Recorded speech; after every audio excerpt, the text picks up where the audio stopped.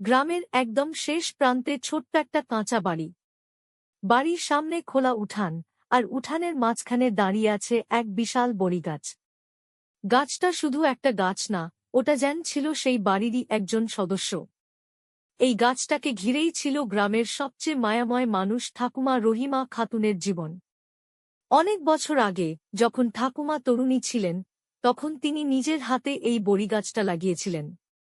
তিনি বলতেন, মানুষ যেমন সন্তান বড় করে, আমি তেমনি এই গাছটাকে বড় করেছি। প্রতিদিন সকালে ফজরের নামাজ পড়ে তিনি প্রথমে গাছটার কাছেই যেতেন। মাটি আলগা করতেন, পানি দিতেন, আর গাছের পাতায় হাত বুলিয়ে বলতেন, কেমন আছিস রে আমার বড়িগাছ। গ্রামের বাচ্চারা অবাক হয়ে দেখত, একটা মানুষ একটা গাছের সাথে কথা বলে। কিন্তু সময়ের সাথে সবাই বুঝে গেল, গাছটা যেন সত্যিই ঠাকুমার কথা বোঝে। ঠাকুমার একমাত্র নাতি রাফি শহর থেকে ছুটিতে গ্রামে এলো। সে শহুরে ছেলে, মোবাইল, ভিডিও গেম, কার্টুন, এই ছিল তার জগৎ। প্রথম দিনেই সে দেখল ঠাকুমা গাছের সাথে কথা বলছে। রাফি হেসে বলল, ঠাকুমা, গাছ কি আবার কথা বলে নাকি?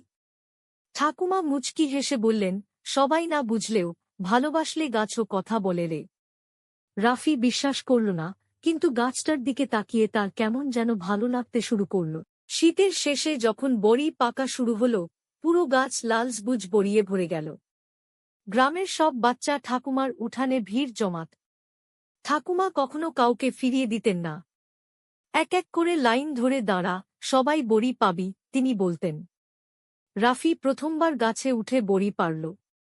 ঠাকুমা নিচে দাঁড়িয়ে বলছিলেন, সাবধানে রে, ডাল ভেঙে পড়িস না।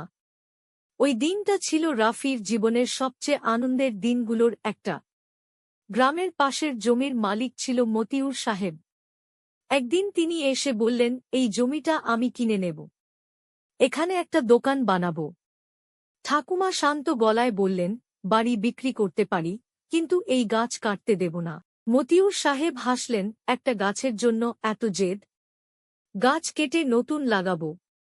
ঠাকুমার চোখে পানি চলে এলো।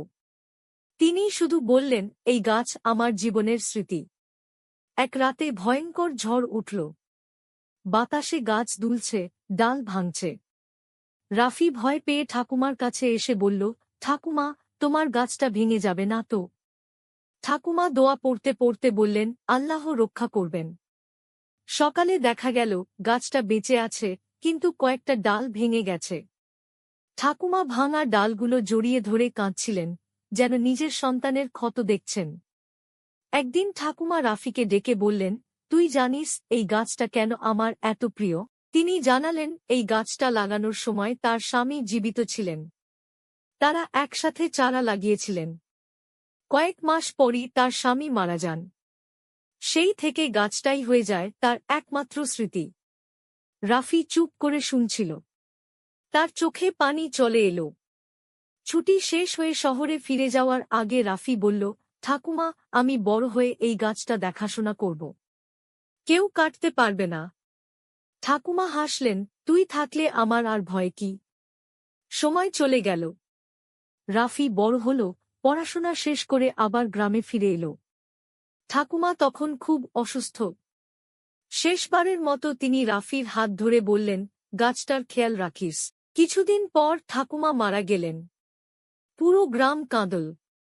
কিন্তু সবচেয়ে বেশি নীরব ছিল বড়িগাছটা। হাওয়া বইলেও যেন তার পাতাগুলো আজ আর শব্দ করছিল না। রাফি